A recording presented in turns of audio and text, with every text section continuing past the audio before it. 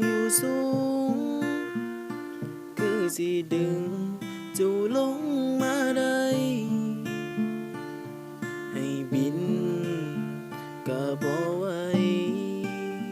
สิเฮ็ดจั่งใดดาวคือน้องอายเฮ็ดได้แค่เพียงยืนเฝ้ามองแต่ว่าน้องคงบ่มองอายดอกน้องขอยืมหน้าเจ้ามาเข้าฝันใกล้น้องนี่แค่ในฝัน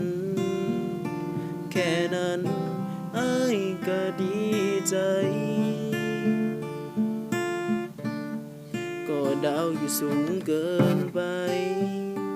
เฮาเฮ็ดในก็แค่ฝันโดงลงเกินดาวมันอยู่เทิงฟ้าส่วนมากมันอยู่ขี้ดินดินควรอยู่ส่วนดินให้บินขึ้นไปก็คงบ่ไหวสิให้อายเฮ็ดจั่งใดคงบ่ได้ใกล้ดวงดาวดวงนั้นก็เธออยู่สูงอย่างนั้นส่วนตัวอายนั้นก็แค่หมา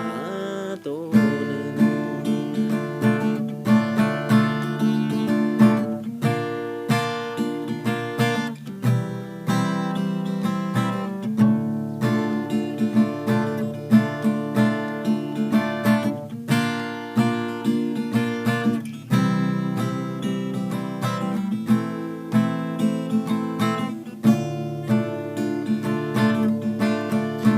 ดาวมันอยู่เทิงฟ้า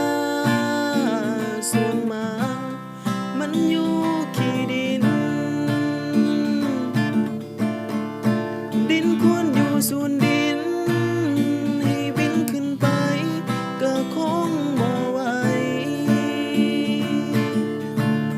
สิให้อายเฮ็ดจั่งใดคงบ่ได้ใกล้ดวงดาวดวงนั้นเธออยู่สูงอย่างนั้นตัวไอ้นั้นก็แค่หมาตัวหนึ่งก็เธออยู่สูง